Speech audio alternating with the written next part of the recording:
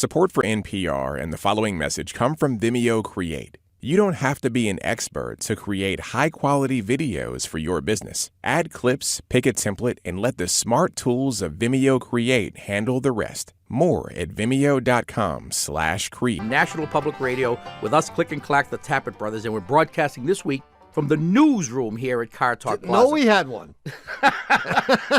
Well, we didn't until yesterday. Now, we know that All Things Considered and Morning Edition can't cover every story that's out there. I mean, it's just impossible, right? It is. So in the interest of public service, here are a few headlines from last year that our premier news shows probably missed. These are real headlines from newspapers. Yeah. Here's one. Police begin campaign to run down jaywalkers. How about this? Panda mating fails. Veterinarian to take over. Miners refuse to work after death. I mean, they all make sense. How about this one? Astronaut takes blame for gas in space. I like this one here. When making cookies, include your children. That's it. Well, I'm sure after these things were printed, the authors must have said, "Oh, did I write that?" Well, it's interesting that there's a certain skill to writing headlines, because there are words used that you don't normally use, and the arrangement of words is different. And you screw up by a little bit by just moving something. Yeah, well, we do it every week. We do it every week. Anyway, if you have an urgent bulletin about your car for us, the number is 888-CAR-TALK. That's 88-82-27-82-55. Hello, you're on Car Talk. This is Judy from Chicago. Hi, guys. How are you? I'm fine. I'm so thrilled to talk with you. And we're thrilled to talk to you. Well, here's the deal. Yeah. My husband and I just moved from Santa Monica, California, to Chicago. Yeah. We drove my 240 GL Precious Volvo across country. Yeah. And my husband, of course, thinks I've already put way too much money into this car as it is, but it's been very protected and loved, and now everyone's telling me we need to get it winterized. Oh, these are the Chicagoans telling you? Well, no, actually, my mechanic in California told me I should get it winterized, but he wasn't real sure what that meant, and of course, my husband thinks it's going to cost us thousands of dollars, so if you could help me out on this, I'd really appreciate it. Well, it already is winterized. Yeah. Every car is winterized, no matter where it started out. So I don't need to get it sprayed underneath, or I don't need to get. Somebody said you have to put this stuff in your lock so that your keys don't freeze. Nah, they're all a bunch of crazies. No. So my husband is right, huh? Alarmists. They're alarmists. Well, you should make sure that you do have enough antifreeze in there. Okay. I mean, in Southern California, it's obviously not critical, although you should have a 50-50 mix no matter where you live to prevent the cooling system from rusting and to lubricate the water pump, et cetera. Right, and if everyone in California, like your mechanic who advised you to dump the car, if everyone in California has been doing things right, yes, then you should be fine. But it wouldn't hurt to pull into a gas station and have them check to see for what low temperature is your antifreeze good to. And how about the oil? Do you have to change the oil for winter? Forget it. No, Really? you use the same kind of oil you use in California. And how about tires? I mean, I know snow nothing tires about you're winter. going to need. Yeah. Eight of them if you can get them. Yeah, you probably will need snow tires. Okay. Well, then I have one final question. Wait a minute, have you driven in snow before? Well, when I was 16, I lived in Colorado, but geez. that was a long time ago. Yeah, that's too bad. Well, Yeah, this is that's a too bad. rear-wheel drive car. Yeah. Somebody said we should be putting sandbags in our trunk. What does that mean? Where have you been, Judy? What a all sheltered this advice. life you've led out there in Southern California. It's been very sheltered. Well, the sandbags are for traction. Okay. So you have more weight over the driven wheels, but you want to make sure that you don't put so many in the trunk that you actually lift the front wheels off the ground. I see. Well, it will happen. As a matter of fact, as you put sandbags in the trunk behind the rear axle, Yes. you'll actually create what's called a moment arm, and you will cause the car to pivot on the rear axle. So if you put enough weight, theoretically, you could lift the front wheels right up off the ground. Yeah. To the extent that you wouldn't be able to see where you were going. You'd be looking up at the North Star. But realistically, what happens is you take weight off the front wheels, and you need traction in the front as much as you need traction in the rear. The rear wheel traction gets you moving, but the front wheel traction gets you to steer. So if you don't have enough traction in all four wheels, then you might go, but you won't know where you're going. So what advice do you have? I would Forget the sandbag. You need carpool participants, heavy ones. Yeah. Right. If you don't have them, I would put one bag, especially since you have never driven in the snow for the last 20 years. Yes, or more. Or more. Oh, yeah? Yeah, Gee, you sound so young. I know. Well, Yeah. Then it wouldn't hurt to have one bag, a 60-pound bag of sand in the back. all right. Right. Actually, the place to put the sand, ideally, we recommend this to all of our Volvo customers, Right on the roof. is over actually in the back seat on the floor. Really? A sandbag on each side. Well, it's dual purpose. Number one, it gives you the best possible weight distribution. All right. And number two, when the floor rots out enough so the sandbags fall through, you know it's time to junk the car. What And the was other I thing that you thinking? probably don't know is you need snow tires, and you need 4 of them. I mean, you really do need snow tires. You don't have to. Oh, these new radios no. aren't okay. No, you'll need snow tires. In Chicago, you definitely will need snow tires, and you will need 4 of them. All right. So don't let your husband talk you out of the front 2, because you need those as much as you need the 2 in the back. All right, you guys. So I guess I sort of won this argument. Kind of, I guess. Yeah, but Yeah. it's not important to win, is it, Judy? We Well, all know that. That's right. It's how you play the game. It's how you argue. That's right. See you, All right. Judy. Thanks, guys. Bye-bye. Have a happy winter. Oh, thanks so much. I'll check back with you. Oh, yeah. All right. Bye-bye. Bye now. A little book on marital relations, like men are from Mars, women are from nowhere. Men are from nowhere. I'll work on that. You're going nowhere, man. 1-888-CAR-TALK. That's 1-888-227-8255. Hello, you're on Car Talk. Hi, this is Christian Spencer in Oxford, Ohio, Christian. Oxford, Ohio. home of Miami University. Oh, yes. Oh, yeah. I think I knew that. Now, after what or whom is Miami University named, and didn't they know there was going to be a problem? Actually, Miami University was founded way before Florida was. I don't think so. Oh, yeah, it's true, actually. Come on, the oldest city in the country. 1807, I believe. 1807, Miami was... It was named after the Indian tribe that used to live here in southwest Ohio. Oh, Oh, really? and they went to Florida for the summer. And they loved it Actually, so I much don't they think so. changed the name of the tribe, the Miamians. Yeah, I just graduated, so... Oh, so that's your alma mater. Yeah. What'd you major in, Christian? Interdisciplinary studies. Does that include, like, do you want fries with that? What is interdisciplinary studies? Interdisciplinary studies is just the code word for pretty much creating your own major. Right, a little bit of this, a little bit of that. So which McDonald's you working at? Actually, I'm working at a pizza place. I'm way too qualified to handle fries, so they had to put me on dough. Good man. No, actually, that's the best way to get an education. And you'll probably never have your hands on that much dough ever again in your life. With a certain uncertainty, you might say. Certain uncertain. So anyway, so what's the... So what kind of a 1976 Chevy do you own? Actually, I own a 1988 Suzuki Samurai. It's a 5-speed hardtop car. Yeah. You know the Samurai. Oh, of course. Doesn't everyone? About a month and a half ago, I started having this little problem with the clutch. Now, I bought it 5 years ago, and put about 60,000 miles on it. Had very little problems with it. I've done almost every repair on it myself. Good. But I started having this problem where when I would shift gears, the clutch would start to be a little hard. Not the clutch, not the pedal, but shifting the gear shift. Be a little sticky, a little hard to get into gear. Eventually, this turned into a situation where I'd have to apply about 500 pounds of pressure to move the gear shift. This kept really? happening. Yeah. Only when the engine was running, however. Only when the engine was running. Right. And only once it got good and warm. And this happens in all gears or just first gear? It happens in first and second, and then eventually third and fourth and fifth.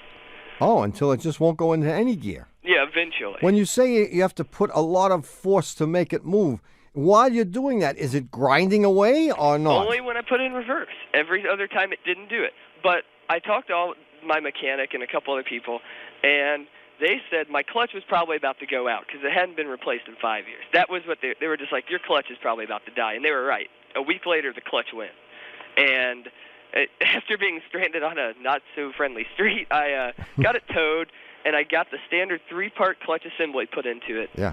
by a friend of mine who's a mechanic. Sure enough, I get it back the next day, and the same thing happens. And it's the exact same problem. But he goes to Florida. Miami, right? Miami, maybe. Now, when you say that the mechanics told you that your clutch was ready to go, and indeed the clutch went, Yes. what does that mean? What do you mean it went? Where did it went? Well, it just stopped working. Well, in what way? It already wasn't working. Or it appeared to not be. It's just like the pedal went down and never came back. Oh. So the pedal went down to the floor and stayed there. Well, pretty much. It popped up a little bit more, and then it was all rubbery. There was nothing to the clutch. Like the car wouldn't start. You couldn't push it down. It was gone. All right. Does this have a hydraulic clutch or a cable clutch? I'm pretty sure it has a hydraulic clutch. Good.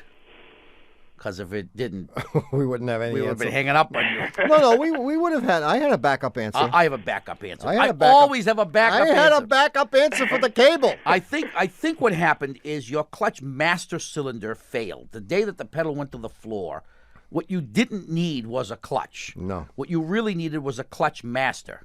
Either the thing had run out of fluid, causing No, we checked that. well, or it wasn't pumping. But in any event, I bet when your friend put the new clutch in, he had to bleed the thing too to get it to work correctly. Mm-hmm. And then as it heats up and the bore of the thing expands, the bore of the master cylinder expands, the clutch master cylinder is less able to provide the requisite pressure to disengage the clutch.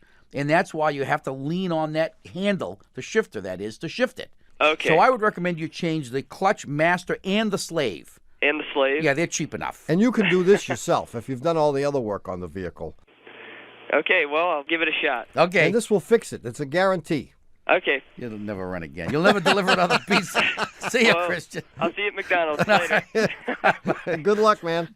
1-888-CAR-TALK or 1-888-227-8255. Hello, you're on Car Talk. Hey guys, this is Louella in Rome, Georgia. Louella. Louella. You know what? You're a genius. That is exactly how you spell That's it. how I spelled it on my little sheet of paper here. He was looking over my shoulder. Where are you from?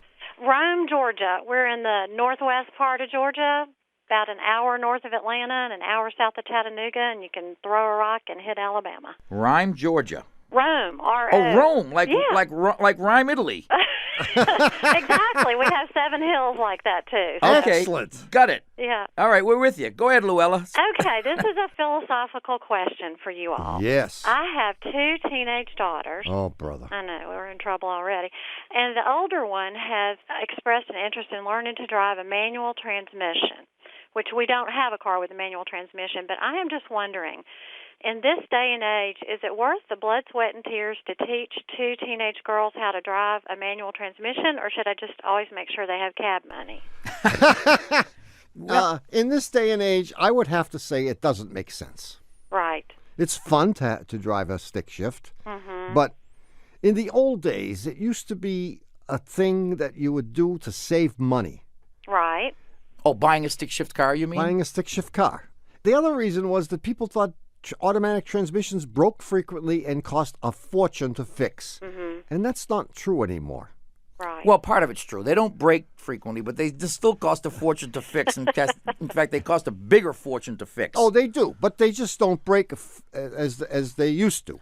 And automatics now get just as good mileage as the standard shift cars. Sure. You know. And the clutches wear out on standard shift cars, and that takes care of that. Right. Well, I was going to ask you if anybody made like a Kevlar clutch or anything. I don't know. Well, Wait, and why do they want to do this? Well, you know, she's a freshman in college, and I think she may have run across her first manual transmission, and it's just a challenge. You know what? She should do it. I disagree with my brother. I mean, while it may be unnecessary to know how to drive stick shift because the vast majority of cars sold are automatics, it's nice to know. And it takes, with the right boyfriend, she could learn to drive stick shift in an hour or 2. At least well enough so that in an emergency. Right, which is what you think about with girls. You want them to be able to drive anything, you know, a tank if they have to. Exactly. I mean, you can imagine any one of a million scenarios where it would be beneficial to be able to drive a stick shift car or, for example, a truck. Name Lots of trucks to stick shift. What if she had to drive a truck? What if she had to get out of town in a hurry and move, and she had to drive a truck and it only had a stick shift? Yeah. Well, so that's one. Right. What's the other 999? Well, I can't think of any right now. I mean, Yeah. Well, and where do you come up with somebody who's foolish enough to loan you their stick shift? a boyfriend. Okay. Yeah. All right. Oh, what if she goes to junior year abroad and she goes to the Greek island of Samos? Yes. It could happen, right? She's going to like this idea. They ain't got no automatics in Samos. You mean they ain't got no stinking They ain't got no automatic? stinking automatics. And all the Greek guys are going to be chasing her all over the place. She's probably got blonde hair and blue eyes. She exactly does. And she's gonna need to drive anything that she can get her hands on so she and can drive escape. fast. To make a fast getaway. And if she does find a boyfriend who is willing to teach her how to drive his stick shift car, Right. she should dump him right after she learns because this kid is a moron. Truly. Well, all right. But that's So the easiest way to learn. You're not going to buy a stick shift car. not just for this, because No. it would be trashed, and I have another, I have a 15-year-old coming behind her, so Yeah, you gotta. And of course, once she learns, the older one learns, then the other one's going to have to learn as well. right. Although her main concern is why the driver's side makeup mirror isn't any bigger. Well, that could be remedied too. Driver's side, she calls that a makeup mirror, huh? Yeah. Okay. Yeah. Well, Louella, good luck. Well, thanks so much. I appreciate But the advice. but with the right teacher, she can really learn pretty fast. Pretty quickly since she already drives. Yeah. Okay. Well, that's encouraging. All right. All right. See? Thanks. Thanks for the call, Louella. Bye-bye. Okay, Tommy, seems we need a little timeout right now, don't you think? Is this so I can think about all the wrong answers that I've come up with today? Well, not really. We only have a minute.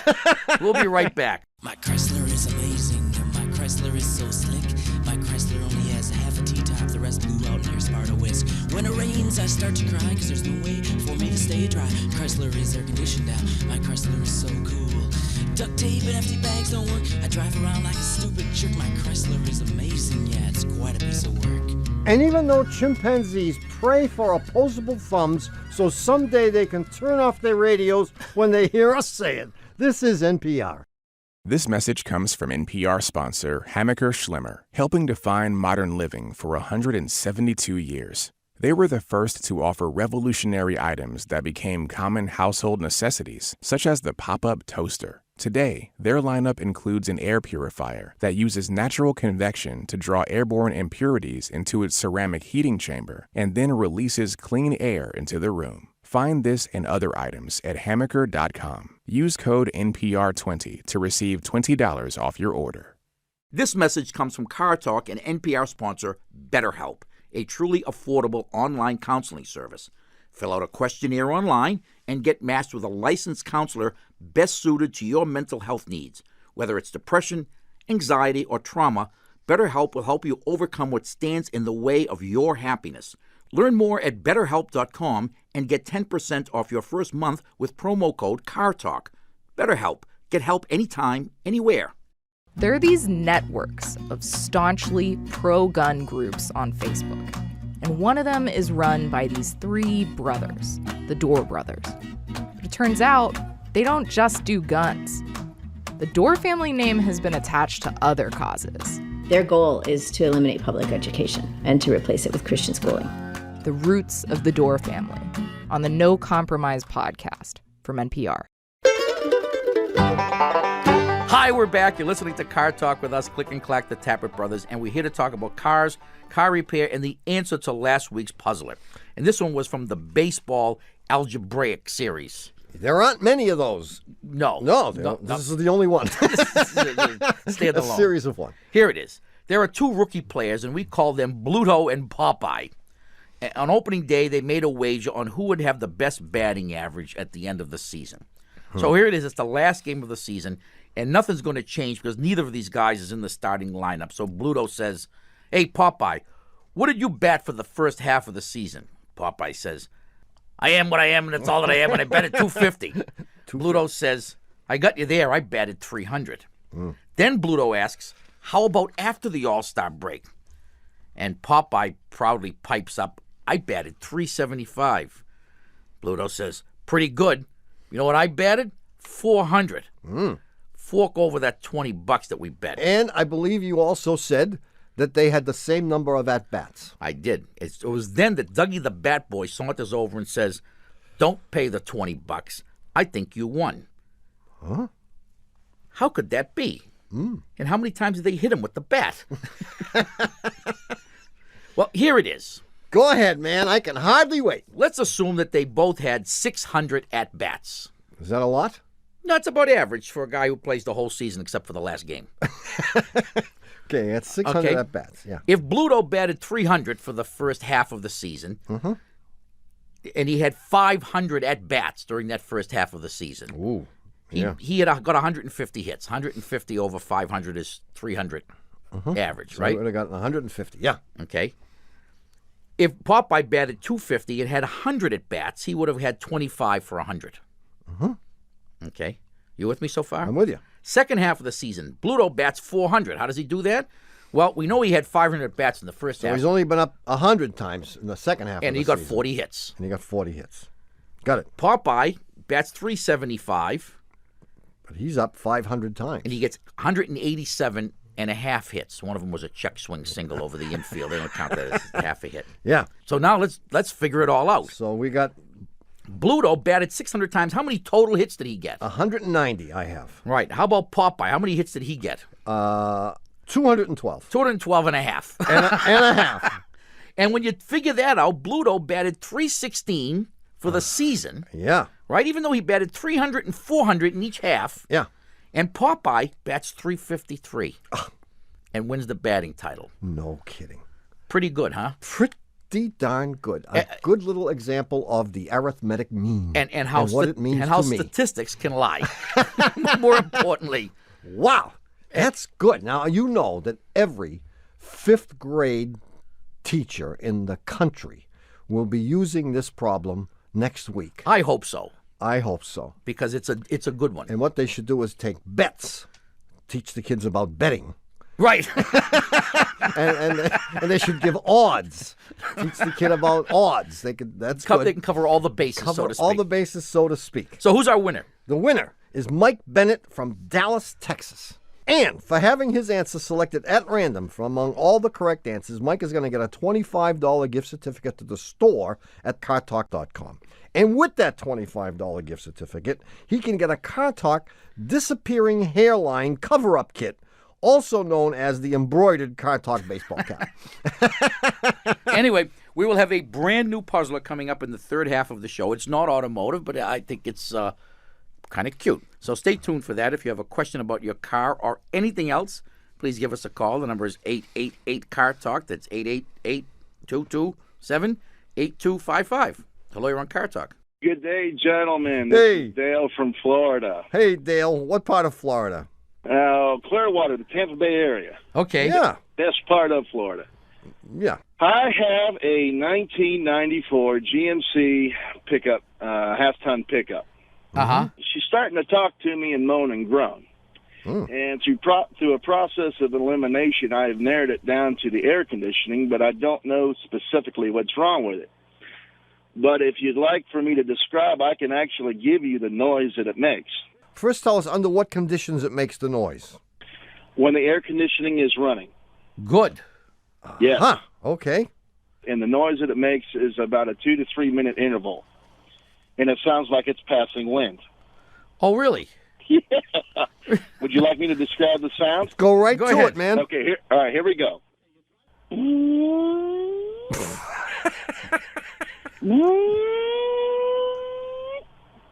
And it'll do this, and I've had friends in my car saying, Dale, what are you going to do with this thing? And I said, I don't know. I'm either going to give it some fuel treatment or throw a bottle of KO Pictic down the tank. And no one says, Dale, stop that. I have not taken it into a professional shop yet. I thought I'd give you guys a whack at it first. Where does it sound like the sound is coming from? It's either something close to the firewall or possibly it's tough. It's really tough to hear it. Oh, sure. And it won't do it at all unless you're going at high speed. Right. Well, you can simulate high speed by turning the air conditioner on, because the air conditioner doesn't know whether the thing is moving or not. If you can bring the throttle up to 3,000 RPM Okay. in the shop. You can reproduce the noise in the shop. Okay. My first inclination is that it's the compressor clutch that's failing. Well, I checked that, and there's plenty of clutch out there. All right, so we'll go back. Plan B. Yeah. I always have a plan B because Okay. plan A almost always fails. Yeah. And plan B is that it's a vacuum leak in one of the controls. Uh-huh. And that's, I think, would make the passing wind sound. Yeah, it's wind. Wow. It is wind. It is wind. It is literally a wind sound. Literally wind. I like this. I Okay. like this one. I like Plan B. Well, I do. tell you, it's hell on dates, man, because they think I'm making noise, and I'm saying, look, it's my car, it's my truck. Right? It's always tough to break into a song or something when you tell first you. sense the thing is starting to do it.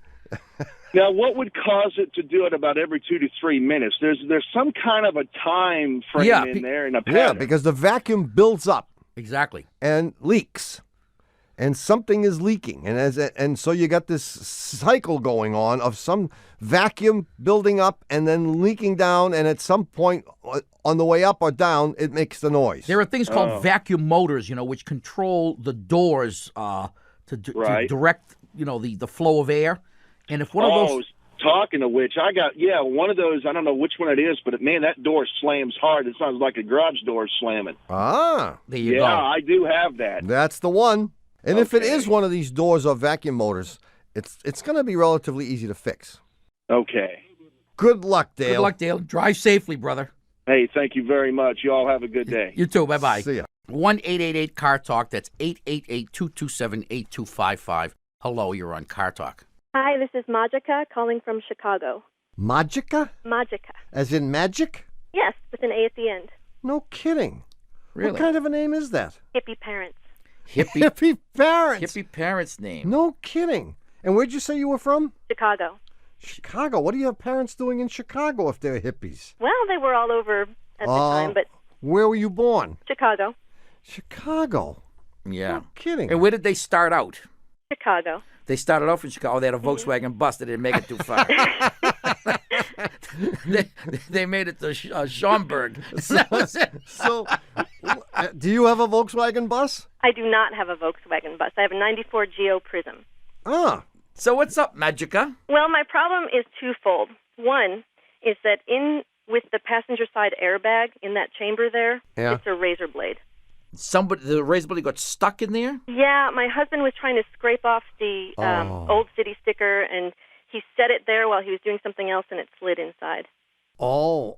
Jeez, wouldn't that be an awful thing? That you have an accident, the thing deploys, it saves your life, but the razor blade comes and severs your jugular vein. Well, see, that's what I think will happen, but my husband thinks it's not a big deal. I think you should drive. Is it just the two of you in this car? No, my daughter sits in the back behind the driver's side. Oh, she's probably all right. But you never know. I mean, don't forget that bag, those first-generation airbags go off at like 200 miles an hour. I mean, that passenger side airbag. It comes flying out of there. So if that blade is in such a spot that it is getting propelled by that thing, it could fly around that. It could lacerate 3 jugular veins. Oh my God! I mean, the good news is that those blades, even though they're stainless steel, the backing of those single-edged blades is regular steel that can be attracted by a magnet.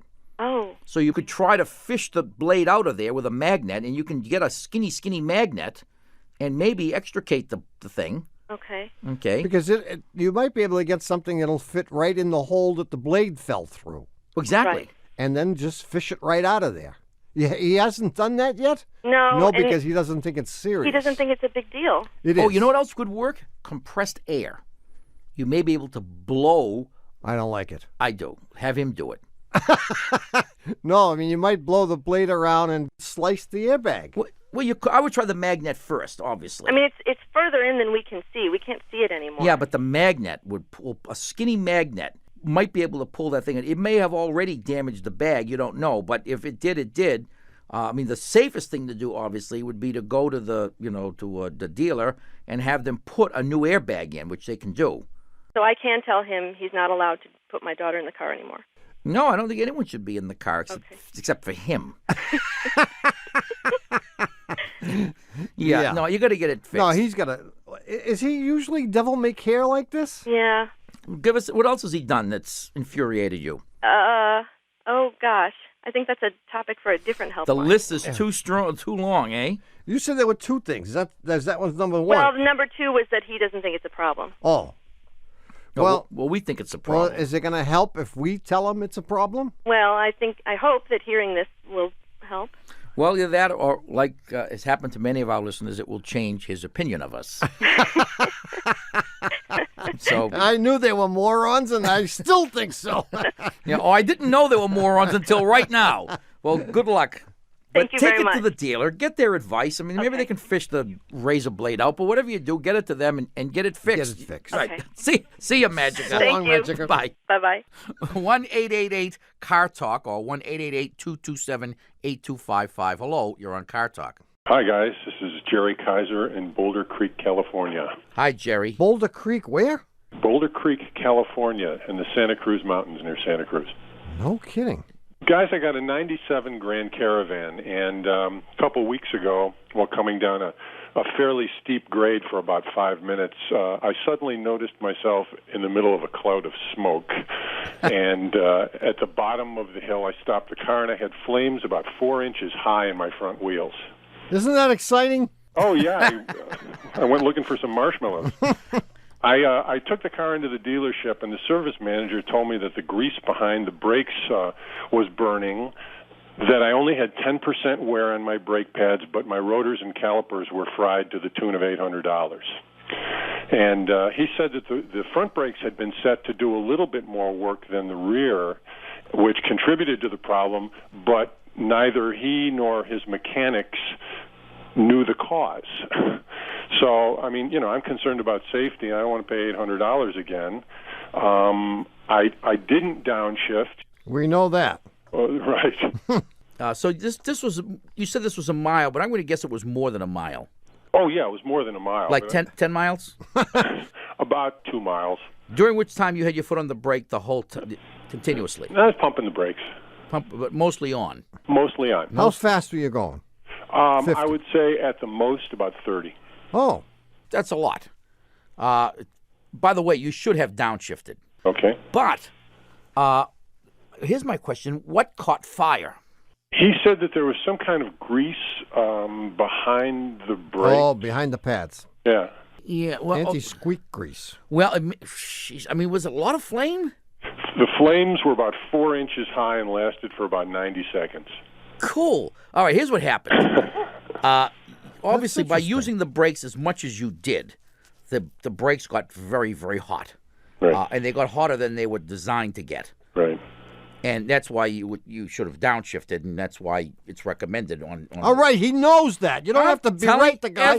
He even told you I didn't downshift. I'm telling he everyone. knows he should have downshifted. Geez. Cut the guy some slack. His car is on fire here. I'm with you, Jerry. and what happened is that the grease that whoever did the last brake job we use it ourselves. We use a very high temperature grease between the metal part of the pad and the caliper. Right. And even though it's high temperature, it's not infinitely high temperature. Right. And it caught fire. Okay. So what's the question now? Well, is there a defect in the car? A defect in the driver? It's possible the guy put so much grease, but it's unlikely. No, and don't forget, that grease shouldn't have caught fire. It caught fire because it was just overheated. So I don't think you can blame anybody. But myself for not downshift. Except the fact that you didn't downshift, you meatball. That's the problem. Yeah, no, I mean, that's why they tell you to downshift, and that's why it's so important to downshift, because the trouble with this issue is it doesn't happen often enough. Well, if it happened every time someone didn't downshift, you'd see all kinds of vehicles in flames at the bottom of the hills. Right. And the truth is you hardly ever see it happen. Right. But it can happen. Well, you know what? To tell you the truth, you were pretty lucky, because what generally happens is not that the wheels catch fire. In fact, that's pretty rare. What usually happens is the brake fluid gets so hot, it boils. And then you have no brakes and you don't stop At least you still had brakes. They were burning brakes. Better burning than none at all. But you had brakes. But when the brake fluid boils, the pedal just sinks right to the floor and you've got nothing. So we assume then that if I just downshift when I'm going down hills and apply brakes when needed, that this isn't going to happen anymore? Exactly. You apply brakes sparingly. Right. See you, Jerry. Got it. Thanks. Thanks Good for luck. your call. Yeah, you too. Bye-bye. Bye-bye. Okay, Tommy, it's time for us to take a break. Another break? I don't need no stinking break. It's not for you. It's for the listeners. Have a little mercy, will you? We'll be back in a minute. Everyone and everything is trying to stop me, but not her, my old jalopy. She's not cheap, if you know what I mean. Burns more oil than gasoline. She's a little rusty, but she's nice inside. She's my Bonnie and I'm her Clyde.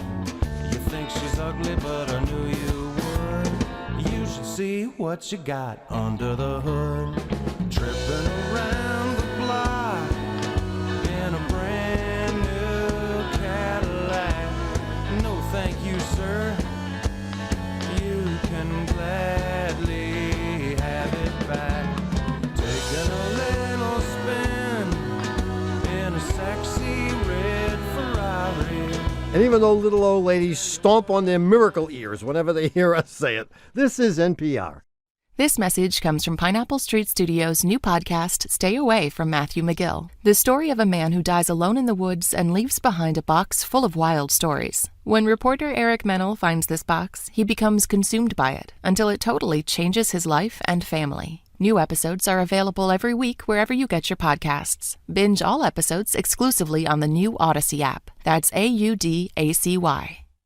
With the unemployment rate at record highs right now, millions of Americans are without health insurance. This week on Throughline, how our healthcare became tied to our jobs. And how a temporary solution turned into an everlasting problem. Listen now to Throughline from NPR, where we go back in time to understand the present.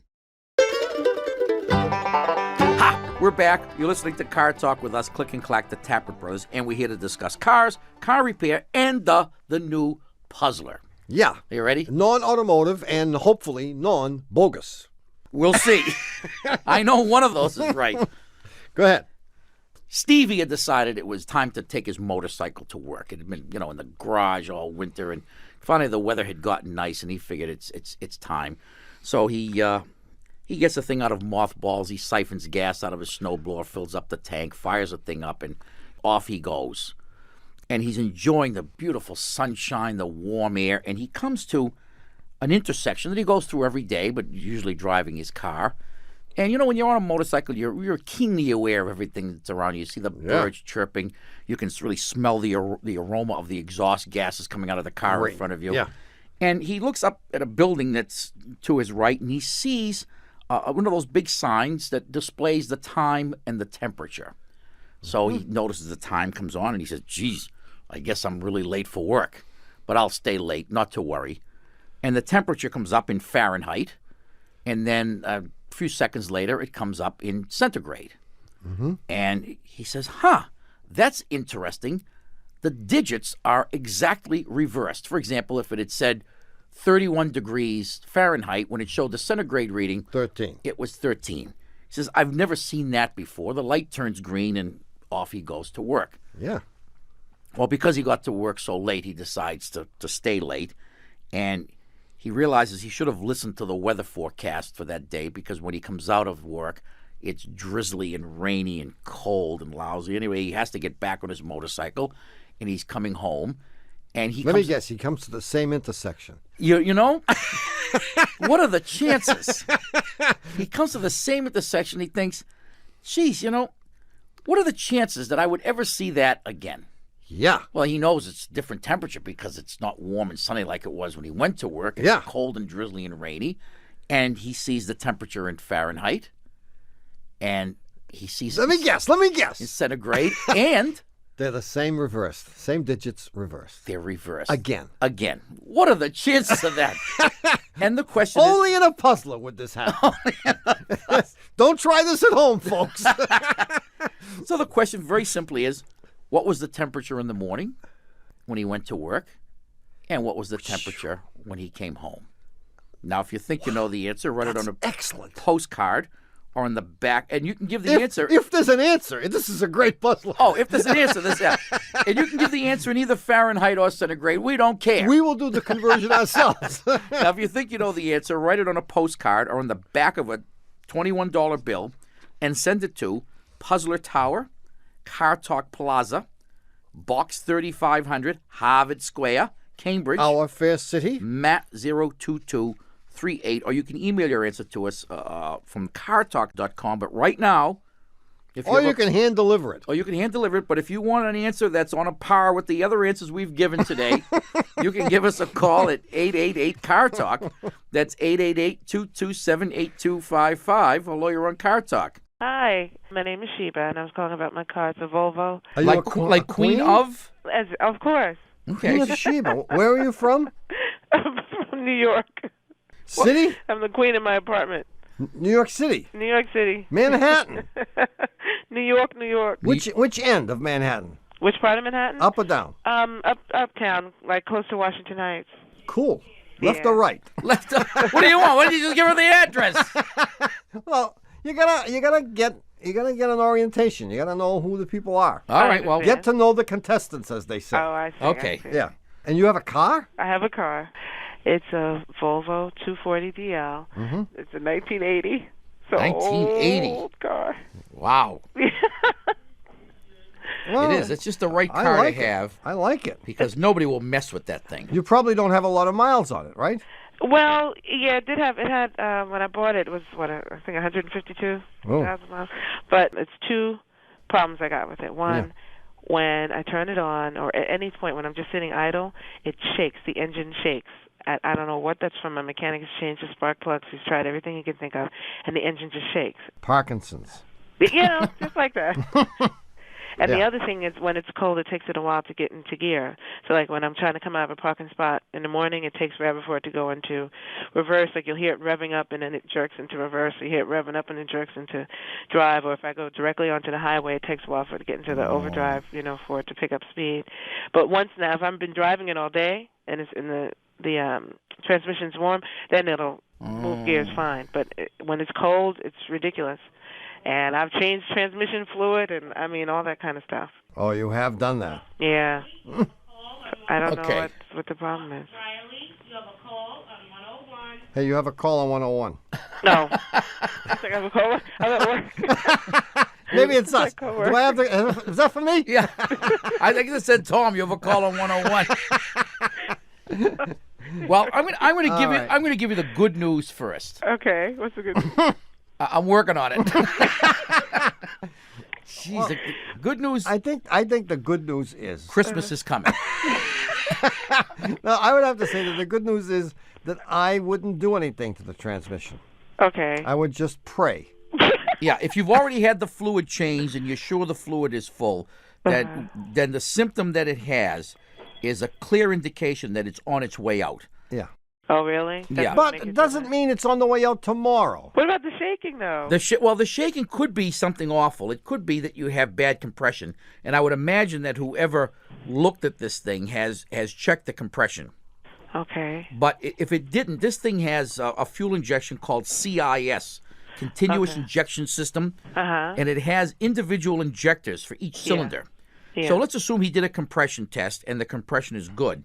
The thing I'd most likely suspect is that one of the injectors is plugged up with rust.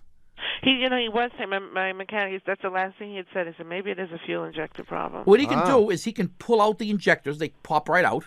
And he can actually crank the engine over and watch the injectors spray, all three of them. Okay. And the fourth one is not going to spray. I would guess that one of them's plugged up. Oh. The problem, however, I can replace? Well, it may need to be replaced, but there may be so much rust in the whole fuel system that they're all going to get plugged up eventually, even the new one. Okay. But I would, if there is one that's bad, ask him to put a new one in, and that may get it to run on all four cylinders. He is going to now. This week he's supposed to be taking it to Volvo and have them put it on the machine. Oh, I don't think I'd do that. No? No, you may find out a lot more than you want to know. Well, he may not tell her everything. Oh, maybe. He's the intermediary. Right. So he will get the information, and he'll decide Tell him to just tell how you. much of it Sheba can handle. Yeah. This is on a need-to-know basis. This whole operation here. So tell him not to tell you any more than Well, you need it's to an know. old car. I don't expect to keep it that much longer, but if I can hold on to it at least one more year, I'll be happy. Well, you should be able to. I mean, if it is an injector, that's not going to be horribly expensive. And I wouldn't be surprised if the transmission can hold in there for a year. Okay. Even though it will continue to do what it's doing, there's nothing you can do to fix it. Well, there is one there's thing. Transmission magic. You can add a can of Transmedic or Trans-Mediterranean. Are there any auto parts stores in Manhattan? I never saw one. Oh, sure. They're all over the place. They are. Yeah. Well, take a walk into one of those places and look around for the bottles that have, or cans that have something like transmission something and the word miracle on it. And sometimes those things actually work. It is something called Transmedic? It's transmission something, a miracle cure. I forget what it is. Really? Yeah, Grecian formula. I don't know what it is, but you go to the parts store. No, we're serious. You tell the guy behind the counter Yeah. that your transmission is slipping, and you ask him what they've had the most success with. And they may have 4 or 5 different products on the shelf, all of which purport to do the same thing. Yeah. Ask him how many people came back and threw the bottle at him for the different brands, and take the one with the fewest number of incidents like that. Good luck. Thanks so much. Sheba, good luck. Bye-bye. Bye. Oh, gee. How can we be so flip? Her car is in its death throes. Well, it is. The engine's running on 3 cylinders or fewer. The transmission is slipping. What could be worse? We're laughing. What could be? I mean, those why? Those are the two. In our cars. Hey, if the engine shakes, at least it means it's running. It's running. There you go. and in many cases, I would take that. You would take that. I would for take sure. 3 cylinders is better than no cylinders. 1-888-CAR Talk. That's 888-227-8255. Hello, you're on Car Talk. Hey, this is Andy from Oregon. How you doing? Hi, Andy. We're doing great. Oregon. What's happening, man? Okay, got a question for you. This is going to be probably going to fall into the unusual category. Paranormal? Another one of those. I was driving my 94 Jeep Grand Cherokee Laredo across the U.S. last summer, and I got to with my girlfriend, and I got to Moab, and boy, it was really hot that day. It was pushing about 95, 100 degrees, and we've been driving around for about 5 hours, taking in the sights, and we had brought water, but it was for us. So we drank the water, and then my car, on the way back to Moab at the end of the day, started to overheat. Oh. Sure. And that wasn't really evident until my girlfriend noticed steam jettisoning from the front of the hood. Yeah. I mean, when you say jettisoning, you could actually see like a stream of steam coming out from somewhere? No, I wouldn't say like a jet. Wafting. You could see it pluming. Right, Okay, yes. All right. So we pull over, we'll pull out the manual, and we look at that. She's concerned about the loss of fluid, and this is where the question kind of gets ridiculous. We pop the hood, and I just say, hey, let's just let it cool and not worry about it, and we'll just drive very slowly back to town. She says, no, we got to add some water to the radiator, and I say we don't have any water, and we talk about this some more. And no. Yeah. Not really. Huh? Go ahead. So she says, add something to it, and I say no, and then she says, well, we've been drinking water all day. Oh, I knew it. I knew Right. it. And I said that is not necessary. We don't need to do that. She said, you could probably replace what we lost in steam. And, she's only talking about me. She's not talking in the first person. I had to stand up top there. But it's such a small opening. I mean, how could you aim for that little hole? What are you implying here? So, I mean, you confirmed that the level of fluid in the radiator was low, indeed. Yeah, it was normally you see the green stuff kind of pushed up to the top. Yeah. Okay, it was lower. But see, I would never have done this alone. If I was alone, I would have waited, driven the car into town. But she said no. Let's put the blame on her. Yeah. Well, she's not here right now. Yeah. Well, of course, that's why. The question is, I was pretty dehydrated to begin with, and I. You know how it is when you've been in the desert all day, and how it's concentrated. That's right. It sort of has a different viscosity to it. Yeah. Anyways, we drove back to town, and you made it. Yeah. What I want to know is, it hasn't really been operated much since then. The urine is still in there. Yeah, you're worrying about whether it has any corrosive. Yeah, does it? It had a pretty acidic content because I was so dehydrated. Is there any corrosive danger to that in my radiator? And you know what? Boy. Don't tell me to flush the radiator. Okay? You thought about this, haven't you? I know you guys. I've been trying to figure out what advice you might give me. I'm going to beat you to the punch. Okay. Well, first of all, it's impossible that you are the first person to ever have done this. Okay. Of course not. So I mean, we don't really know what the corrosive nature of this liquid, this mystery liquid is. On the other hand, I'm sure that we have many listeners or many visitors to our website who have engaged in this peculiar activity and would be willing to share with us their experiences. I mean, you may go back and find that the Jeep is gone. Yeah, the Right? entire cooling system may have just rotted away. On the other hand, I suspect not. I suspect nothing happened. I mean, you added perhaps a pint to a system that holds probably, 15 quarts. Yeah. Wow. So you didn't add much. And most of what you added was water, believe it or not. Right. On the other hand, they don't make toilets out of porcelain for nothing. Right. That's true. That's true. But what do we know? We need a call. We need advice of a urologist. Exactly. Well, the whole episode leads to an overall broader question, which is, I did go into the manual later, and it talks about, the little plastic reservoir that leads to the radiator? Yeah. They say add a 50-50 solution of approved coolant and water. Yes. Why not just add water all the time? What is in the coolant that makes it so special? There's rust inhibitor. There is water pump lubricant. Okay. And there's antifreeze, which didn't matter to you in Moab, but it does matter to us up here in the Great Frozen North. Okay. So that's really the reason. But you didn't dilute the antifreeze. You did not uninhibit the rust inhibitor. You didn't do anything bad. Yeah. Okay. I wouldn't worry about it. But Not I a would big flush deal. it. I would definitely flush.